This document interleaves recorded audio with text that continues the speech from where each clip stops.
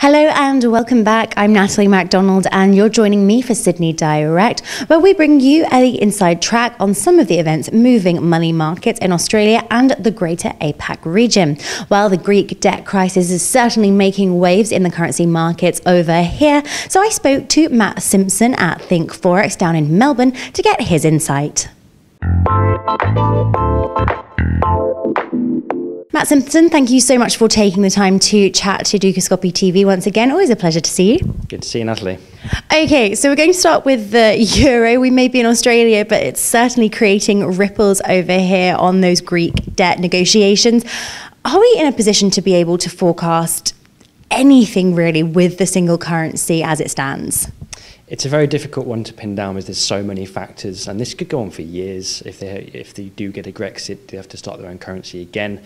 So as a forecaster trying to predict prices in the future, you have to take a bigger step back. And remember, there's also other factors at play, i.e. US dollar strength or weakness. We're still having a stronger US dollar, and if we do get a Grexit, I would expect euro to be lower anyway, combining the expectations of Fed increasing interest rates combined with the uncertainty of the Brexit scenario. So I would have to say a lower euro, but of course trying to pick when that's going to happen or the level it's going to go to can be very, very difficult indeed. Now the euro Aussie dollar has shown no signs of movement really, but on that note of the Aussie dollar, we've seen the RBA repeatedly look to jawbone this currency lower and really to very little avail. What is it that's actually preventing the local currency from taking that bearish path lower? Well, first of all, when the Australian dollar was going lower, it was on the expectation of that rate cut. And interestingly, we saw the bottom when they cut those interest rates. So it's the expectation of that, not the event itself. And now we're in a situation where it's not as confident maybe that they'll be cutting interest rates further. There's certainly speculation of it, and RBA have kept that on the table, but they have to keep it there really. They don't want to remove that, otherwise Aussie's going to go higher.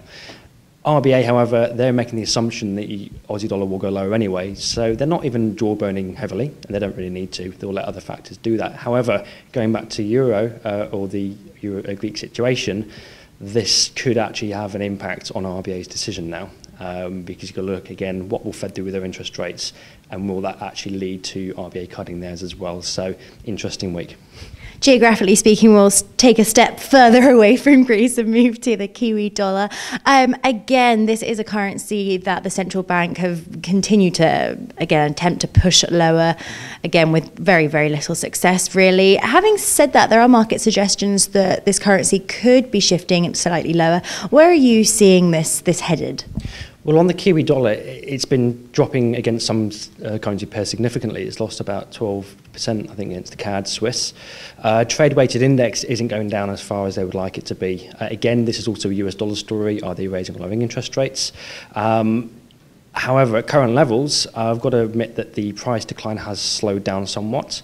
Although we're around the 69-cent level, I think there is room to move down to the 65-cent level. But I need to look over to what's going on in the States to see if that's going to get bounced. We've got non-farm payrolls this Friday. Of course, if there's a disappointing figure there from the States, that's going to help support the Kiwi dollar. Final note, medium term, I say it has to go lower. Large speculators are increasing their net short exposure, and they tend to be on the right side of the market most of the time, not always. Again, the Japanese yen has also been moving mostly higher against sort of a lot of our majors. Again, though, this is a currency that a lot of analysts have been saying we're unlikely to see sort of a new breakout or new move from the Japanese yen, really, again, until we have a solution from Greece. Again, where's the level of correlation here, or again, does it come back to being a US dollar story? Well, I think really this is a safe haven flow story.